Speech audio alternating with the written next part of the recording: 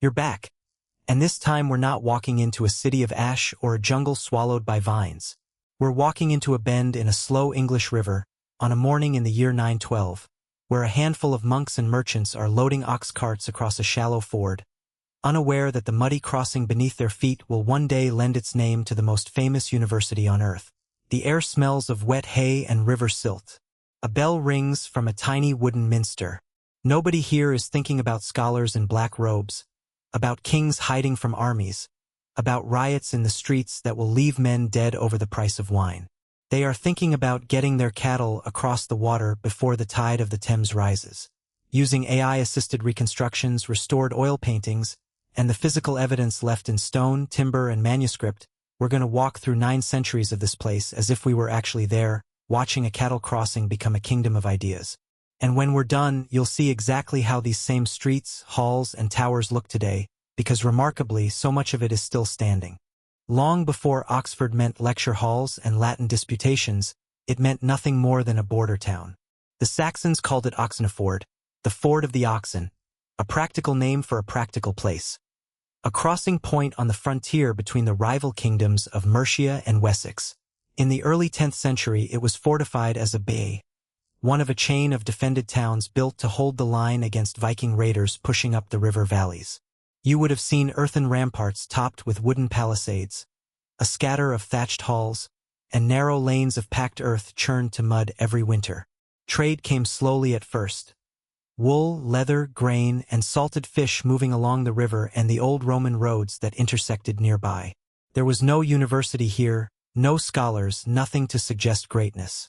Even after the Normans arrived in 1066 and raised a stone castle on the western edge of town within 20 years, complete with a motte nearly 20 meters high, the people of Oxford had no reason to believe their marshy river town would become anything more than a modest, moderately prosperous crossing point on the road between London and the Midlands. They lived, worked, prayed, and died without the faintest idea that within 150 years, their home would host one of the first universities in the Western world. By the height of its medieval and early modern power, Oxford had transformed into something almost unrecognizable from that Saxon ford. Scholars began gathering here in earnest during the 12th century, many of them English students expelled from the University of Paris in 1167 after a diplomatic quarrel between Henry II and the French crown. What started as informal teaching in rented rooms and church naves solidified, by 1249, into University College, followed swiftly by Balliol and Merton. By the 1300s you would have walked past more than a dozen halls and emerging colleges, their limestone facades pale gold in the afternoon sun, their chimneys releasing thin trails of smoke into a sky thick with the smell of tallow candles, wet wool, and roasting meat from the covered market. The Bodleian Library, when its core Duke Humphrey's library opened its doors in 1602, held its books chained to oak shelves to prevent theft, a detail that tells you everything about how precious and portable a single volume once was. The Radcliffe Camera, that great circular drum of honey-colored stone crowned with a dome, would not rise until the 1730s and 40s, funded by the estate of physician John Radcliffe, its interior a hushed cavern of reading desks beneath painted plasterwork. And yet, for all its grandeur, Oxford was never finished. Masons were constantly patching crumbling spires damaged by weather and time. College walls sank unevenly into the soft clay beneath the city, forcing repeated underpinning. And disputes over money, land, and precedence between colleges dragged on for generations, proof that this was a living, quarreling, imperfect community and not a monument frozen in. At the spiritual and governing heart of the city stood an uneasy triangle of power: the church, the university, and the town itself. The University Church of St. Mary the Virgin served for centuries as the meeting place of the university's governing assembly, where degrees were conferred, sermons debated theology in front of packed, restless crowds, and heretics were sometimes tried for their lives. Beneath its spire, university officials known as proctors patrolled the streets at night enforcing curfews and dress codes on students who were, by modern standards, remarkably young, some entering at 14 or 15. Christ Church Cathedral, tucked almost secretly within Christ Church College, doubled as both college chapel and the seat of the Bishop of Oxford, a strange dual identity created after Henry VIII dissolved the priory that once stood there and folded its stones into his own grand refoundation. Meanwhile, the town's civic life ran through the Guildhall and the weekly markets held along what is now Cornmarket and the High Street, where merchants, brewers, and craftsmen operated under charters that were constantly, bitterly contested against the university's own privileges. Layer upon layer of medieval, Tudor, and Georgian construction still marks these spaces today, each era adding its own stone. Down in the streets, ordinary Oxford smelled of wood smoke, boiled cabbage, horse dung, and the yeasty tang of ale brewing in dozens of small taverns. By the late 13th century, the town held somewhere around 5,000 to 7,000 residents, a number that swelled considerably when you counted the university's transient population of students and masters. Life was loud and crowded within the old city walls. Butchers slaughtered animals in the open street known as the shambles. Students scratched their names and crude jokes into the soft stone of college walls and library desks, some of which survive to this day, and the gap between rich and poor was stark and visible. Wealthy students arrived with servants and fine cloth.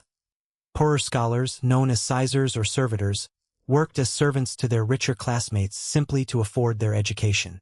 Public punishment, from the pillory to public whipping, was common entertainment as much as justice, and disease spread easily through streets with little sanitation, a river prone to flooding, and wells often contaminated. One landmark stood above all others as the stage for the town's public drama and civic pride. The Sheldonian Theatre, completed in 1669 to a design by a young Christopher Wren, before he became famous for St. Paul's Cathedral in London. Modeled loosely on the ancient theatre of Marcellus in Rome, its D-shaped interior could seat well over 1,000 people beneath a painted ceiling depicting truth descending upon the arts and sciences. Here, degree ceremonies, orations, and formal university business played out in Latin before crowds that occasionally grew so rowdy that authorities had to intervene, and the building's unusual roof, spanning the space without a single interior pillar, was itself considered an engineering marvel of its age. It became, and remains, the ceremonial heart of the university's public identity, the place where centuries of graduates have formally stepped from student to scholar. If the Sheldonian represented public spectacle, Christ Church College represented private privilege in its purest form. Founded by Cardinal Thomas Wolsey in 1525 before Henry VIII seized it for himself, Christ Church boasted the largest college quadrangle in Oxford, Tom Quad, and a great hall with a hammer beam roof nearly 40 feet high, its walls lined with portraits of former students who would go on to become prime ministers, bishops, and even literary figures whose fictional worlds still echo the college's architecture. Wealthy students here dined on venison, imported wine, and fine white bread, while poorer scholars elsewhere in the city survived on coarse rye and thin ale. Yet whatever comfort, wealth, and privilege these walls contained, the plague that periodically swept through Oxford, the fires that periodically gutted timber-framed streets, and the political chaos soon to come would not distinguish between a duke's son and a servant's. That political chaos arrived with devastating clarity in the autumn of 1642, when King Charles I, driven from London by parliamentary forces, made Oxford his wartime capital. Within weeks, the city transformed from a place of study into a fortress. Earthen ramparts and bastions were hastily built around the old medieval walls. College silver was melted down to mint emergency coinage, and the quiet quadrangles filled with soldiers, horses, and the acrid smell of gunpowder. For nearly 4 years, Oxford endured the pressure of civil war, its population swelling with royalist troops and refugees. Its supplies stretched thin, its streets patrolled day and night.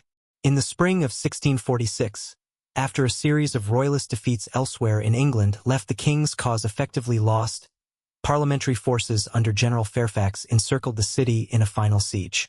Negotiations dragged through May and early June as the garrison, its options exhausted and its will to resist crumbling, weighed surrender against annihilation. On the 24th of June 1646, Oxford formally surrendered without the wholesale destruction many feared, sparing the colleges and libraries from the kind of siege warfare that had leveled other English towns, though the city's economy, trade, and civic confidence would take years to recover. In the years following the surrender, Oxford settled into an uneasy quiet. Puritan reformers purged royalist sympathizers from college fellowships, church furnishings were stripped of ornament deemed too Catholic in flavor, and the university's political relevance faded as the center of national power shifted decisively back toward London and, eventually, toward science and empire rather than scholastic theology. For more than a century afterward, Oxford drifted through a period historians often describe as intellectually stagnant, its curriculum ossified, its professors sometimes accused of drawing salaries while delivering almost no lectures at all. It would take the reforming energy of the 19th century to truly rediscover and revive the university's purpose. Reforms beginning in the 1850s dismantled religious tests that had long excluded non-Anglicans, opened the university to a broader range of students, and modernized examinations and curricula to include the sciences alongside classics and theology. Archaeological and antiquarian interest in the same period led scholars to carefully document and restore medieval stonework across the colleges, uncovering original masons' marks, sealed-up chapel windows, and forgotten manuscripts stashed in college monument rooms for centuries, some untouched since the Civil War itself. It is worth pausing briefly to remember that behind every stone archway and every chained book was a person who woke up cold, worried about money, missed someone far away, and hoped their work would matter. Oxford's towers were never just symbols. They were homes, workshops, and refuges for thousands of ordinary lives across 900 years. Most of them unrecorded, all of them real. Walk through Oxford today and that layered history is still remarkably alive beneath your feet. The Saxon ford is long gone, buried under Folly Bridge, but the street pattern near Carfax still traces the old crossing. The Norman castle mound survives in Oxford Castle, now partly a heritage attraction where you can climb the original motte and descend into medieval crypts. The Bodleian's Duke Humphrey's library still smells of old leather and beeswax, its chained book shelving preserved as a working reading room for scholars today. The Radcliffe Camera's dome still dominates the skyline, now serving as a reading room for humanities students. The Sheldonian Theatre still hosts graduation ceremonies exactly as Wren intended, its painted ceiling restored and glowing under modern lighting. Christ Church's Great Hall still serves students dinner beneath the same hammer beam roof, its portraits watching new generations pass through. And the city walls, largely dismantled after the Civil War, survive in fragments you can still touch in New College's garden. Cool stone worn smooth by centuries of hands before yours. Thank you so much for walking through 9 centuries of this remarkable river town with me today. If there's a lost city, a forgotten kingdom, or a place frozen in time you'd love to see brought back to life next, drop it in the comments below. I genuinely read every one, and I'll see you at the next crossing point in history.